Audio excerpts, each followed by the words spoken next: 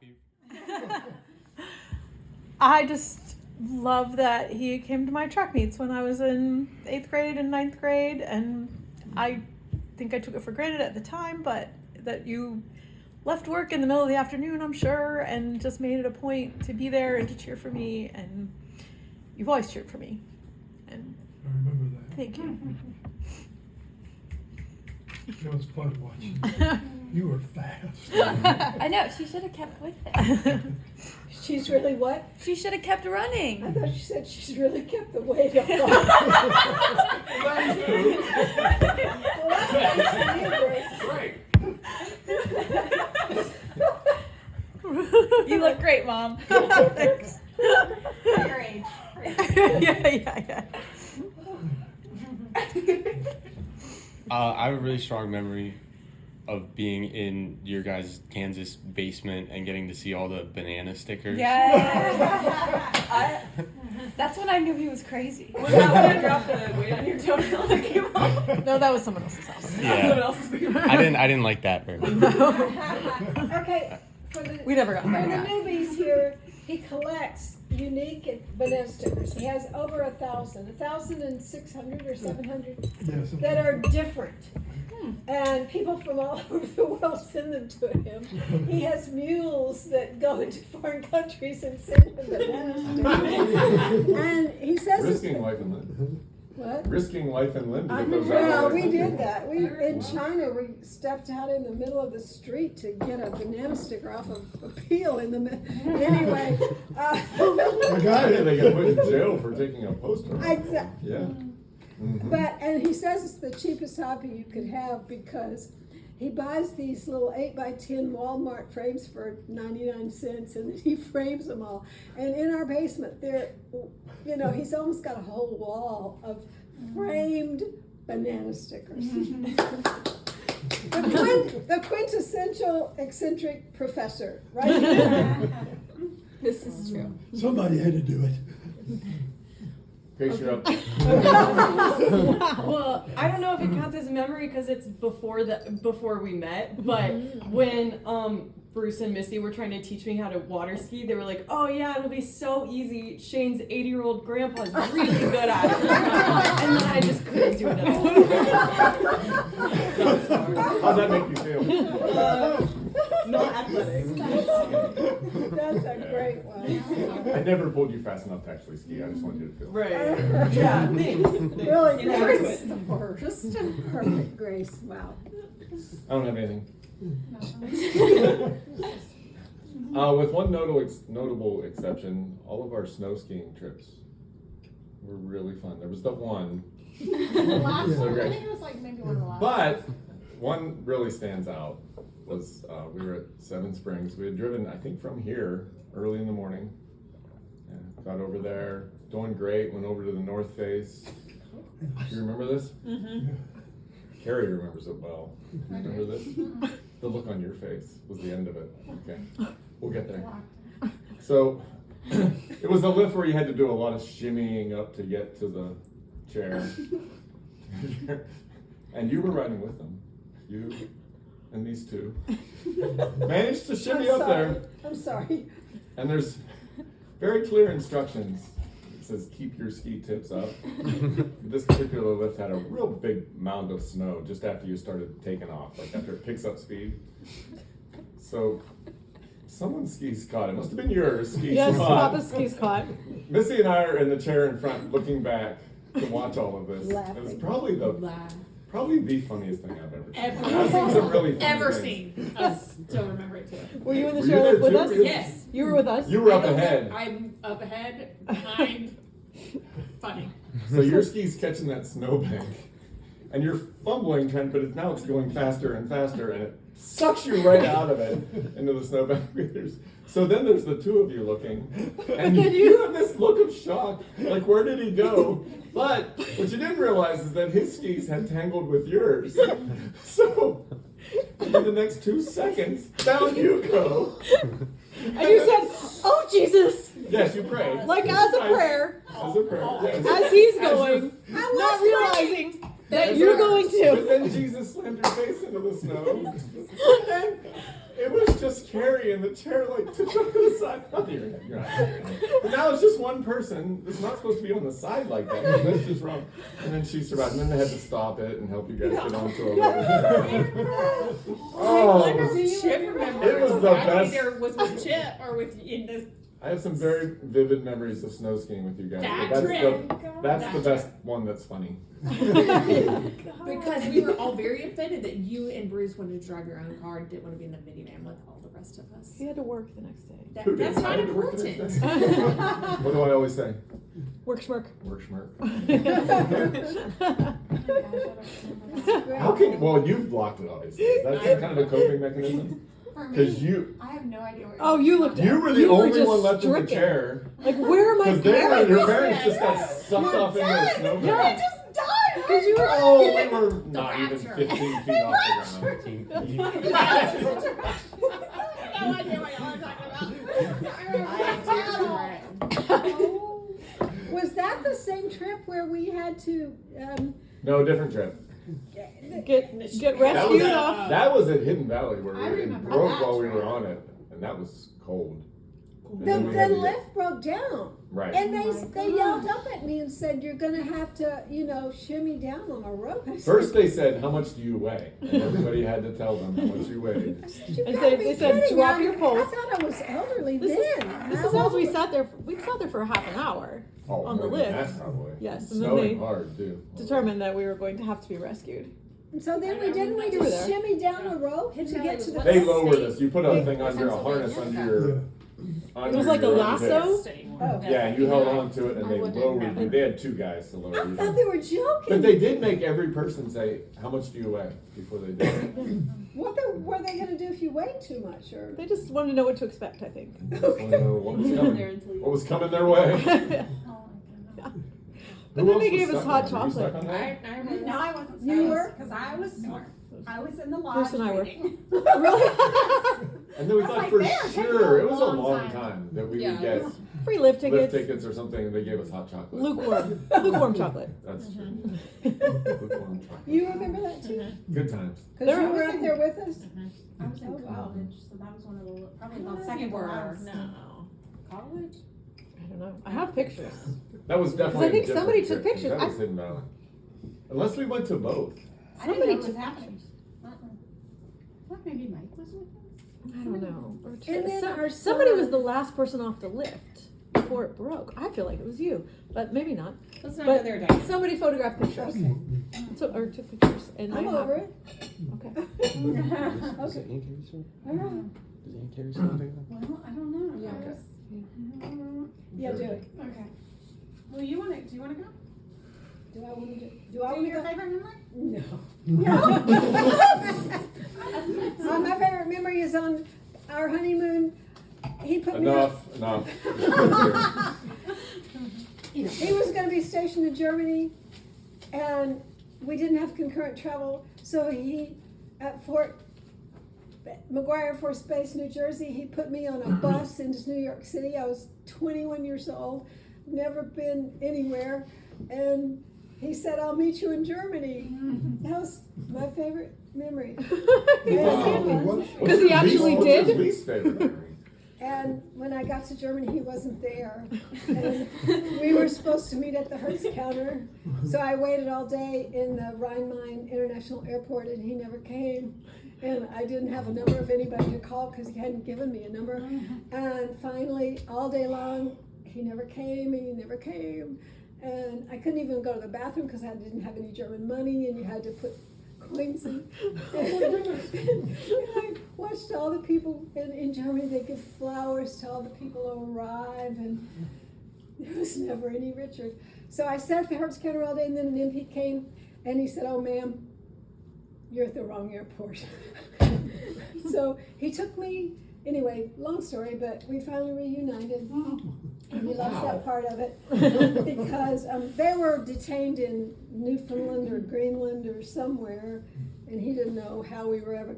There were no cell phones, and so. Never going to see her again. So anyway, I did meet him at his airport at midnight that night or something. When he saw me, I was new blushing bride, How did the Yeah. MP find you? And you still are.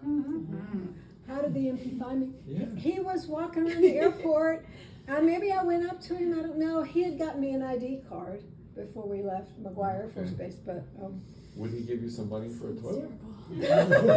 oh, I had managed, I had ducked in Okay. behind somebody else. Yeah, right. Catch Anyway. that door before it closes, yeah. So, what he loved is that all the people on his bus from the airfield had to get in line to get a hotel room, but I was standing in the lobby waiting for him, and we just went up the elevator, and he had a hotel room with his bride. So, he liked that part. Yeah.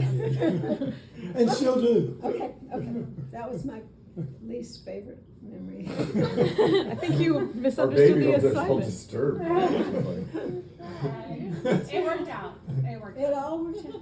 Yeah. 50, how many years later? 7.5, or no, 57, well, 58 in December. Not Yada, bad for. yada, yada. Yeah. 19-year-old with your same birthday. Not bad for a first marriage. Yada, yada, yada. It's a good start to marriage. I'm happy for you guys. Thank It's a good start. Yeah. I don't know, should I want him to be able to hear me. Okay, I'll trade places with Did you write a song? Yeah, Okay. awkward. I did not. You don't- Is Shane gonna write a song? He's gonna play You're along. gonna trade places with me so that you can I hear. can She go wrote over a letter. there. Oh. Set it up. I didn't know this was happening. This is just. You introduced it. Yeah, it was my idea. 100% my idea. Okay. She's the pages. writer in our family. She's the published Should we make us author. all look bad? After She's the other Daddy, published author in our family. other Yeah, that's- second generation That's true. published author.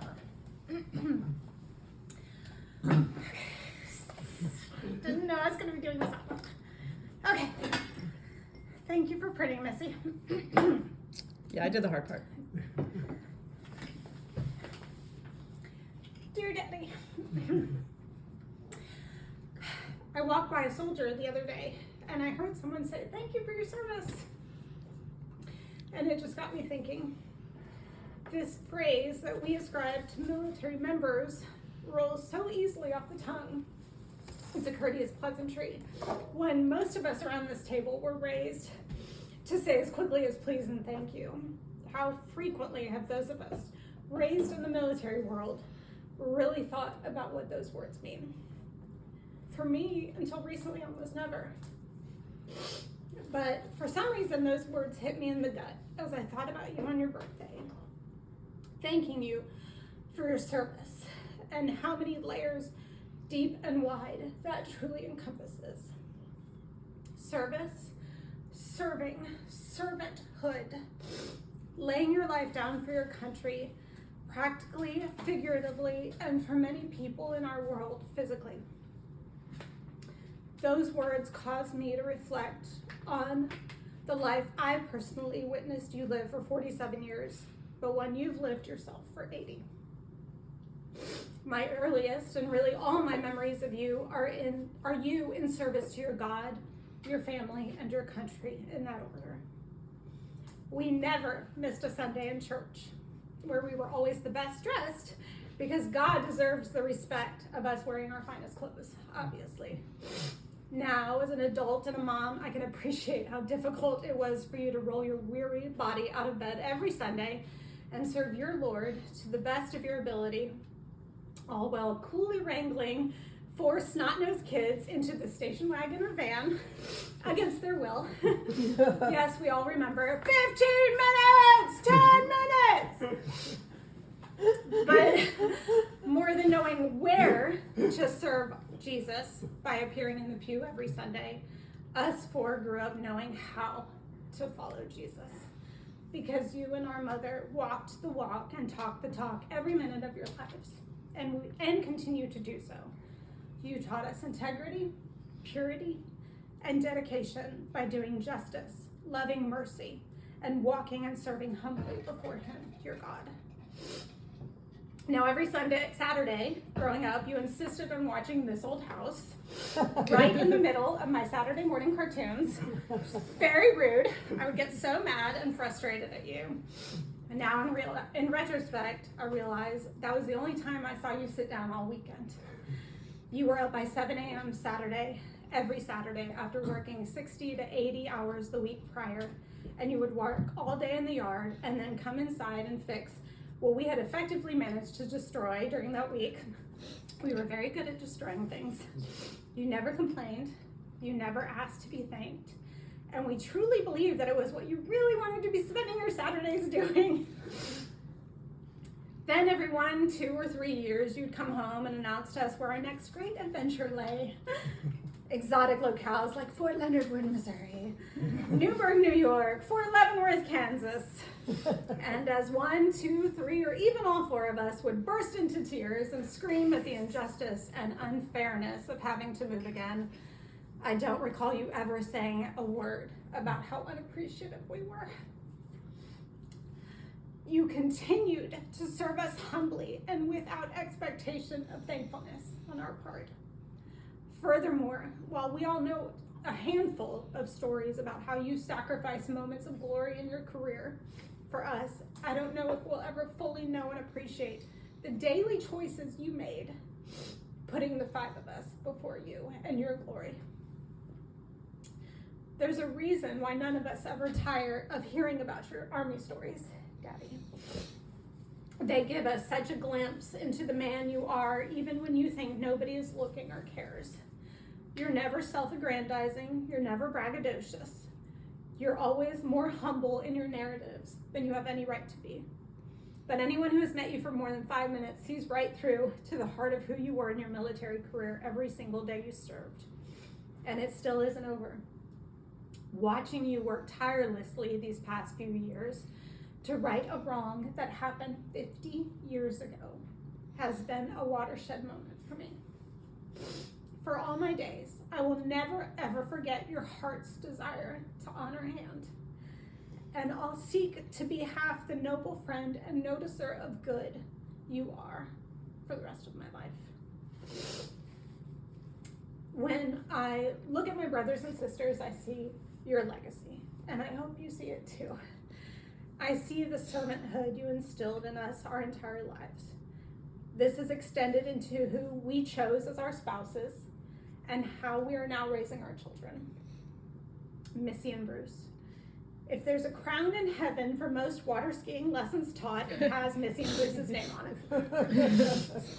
But we all know it's not about water skiing. It's the donation of time, talent, and treasure that Missy and Bruce regularly give over decades. Amen. With cheerful hearts. Missy and Bruce's years at summer camp will have everlasting ripples throughout generations of souls and lives changed. What a celebration they're going to get in heaven to see all the youths and their children and their children's children affected by their tireless service year after year. Missy's service to the pregnancy center for so many years is because you and Mom started that passion for the preborn in all of us. Bruce's teaching career is wholly and solely to do with his desire to serve and teach the most vulnerable of the population in his sphere of influence. Amen. Chip and Rachel. Chip's ability to work with his hands and serve so many with them is because of your willingness to learn how to fix things yourself for your family, thus sparking the God-instilled passion in Chip. His servanthood is the countless hours he spent not getting paid to help his family, his aunt, his friends, his children, George, and countless others who he'll party with in heaven because of his influence. No wonder Chip picked a servant like Rachel. Her tenderness towards children is inspirational and aspirational, especially to those who are more difficult and have higher needs than others. Thank you for praying for her to come into Chip's life and welcoming her as your 4th daughter. Emily and Blake.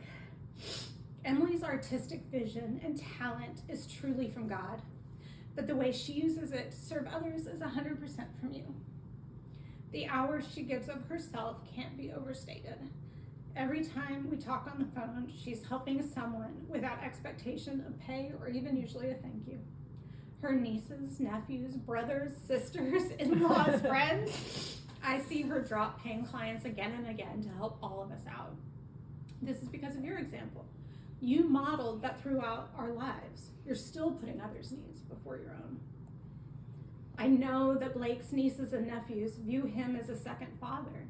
He's poured into those kids. His hospitality, his generosity, his amazing cooking, and his practical wisdom show his true character, and the man Emily made sure to partner with because of your example. And my family, where would we be without you? One of our family lore stories is the time I was complaining about taking out the trash when we lived in Virginia, and Mom sent me up to my room telling me to pray what the right answer is. Big swing. And yet the very first time in my life, I remember God talking to me with a clear word is the verse he immediately gave me. Whatsoever you do, do it heartily as unto the Lord, not unto me. I know my Heavenly Father gave me that verse that day and on many days since then, because I saw it walked out in spirit and truth in my own earthly father's ways. Every time I watch my husband fix something around the house, turns out my family is very effective at destroying things as well, I think of you. Kurt spends his Saturdays waking up at 7 after working 60 to 80 hours a week prior, fixing things, only stopping to watch his version of This Old House, which is also known as the Liverpool Football Club. Every time Kurt returns home from a work trip at midnight, just so he's guaranteed to make it to a kid's event the next day, I think of you. And how much time and sleep you sacrificed for your family. I thank God for the man my sisters and I chose, because we saw how you treated our mother and knew we wanted our husbands to treat us exactly as well. Some of us joke sometimes that our husbands have complimented us so much and told us so frequently since we met them that we are the most beautiful, most incredible women that have ever walked the earth. If we were ever have to re-enter the dating world, we would be monsters. Nobody else could ever measure up. And my children, I firmly believe that if you hadn't led our family in serving the pre-born and their mothers, my family wouldn't have come into existence. You started going to Kansas for Life while I was in college, and I jokingly said, "What? We have to stay in Kansas for life?" I had no idea at the time the sacrifices that you had already started making and would continue to make to serve that organization. You have changed the entire world because of it. Someone once told me it's easy to be a servant until you're treated like one. I know your choice to live in service to others your entire 80 years has most of the time been without pomp or circumstances. Blessedly, you have achieved earthly greatness and success, all of which your family rejoices and celebrates with you. But the highest regard, the most honor we regard you with is solely because of the daily uncelebrated choices we've watched you make again and again and again throughout your life. So today, on your 80th birthday, I hope you know how very much you are loved. Thank you for your service. Thank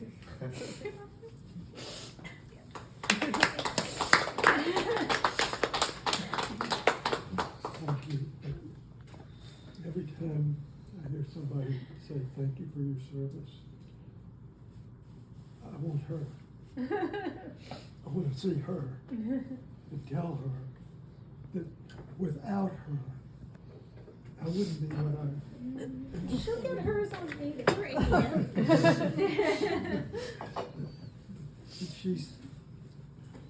She's the rock now. In a good way. and she, when I was in Vietnam, I knew where I was and what I was doing. But she had not. None.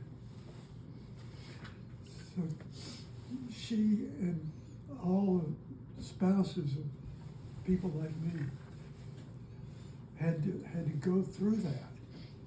And she had to go through that, not sleeping at night and just not having me around for a long time. But I wouldn't be here without her. No way. And we, to have everybody sitting on this table, even those we don't know. Oh, we know you know us now.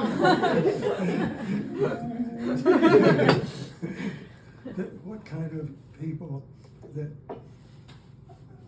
our family has, and the love that's in this room right here, and those that aren't here, we know who we are. But every time, the first thing I think of when somebody says that is her. He always because of defers what- to me, and I always. I just can't imagine.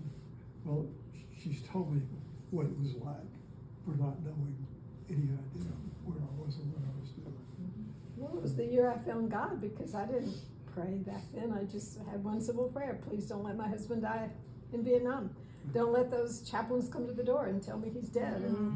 And I would get up and I'd go check on baby Missy in the crib, and and my mother was praying for him, and our whole prayer group was praying for him. But I didn't know Jesus. I just had a very childlike faith in him. But from then on, when he came home whole, I was wanting to know God in a better way. So anyway, yeah.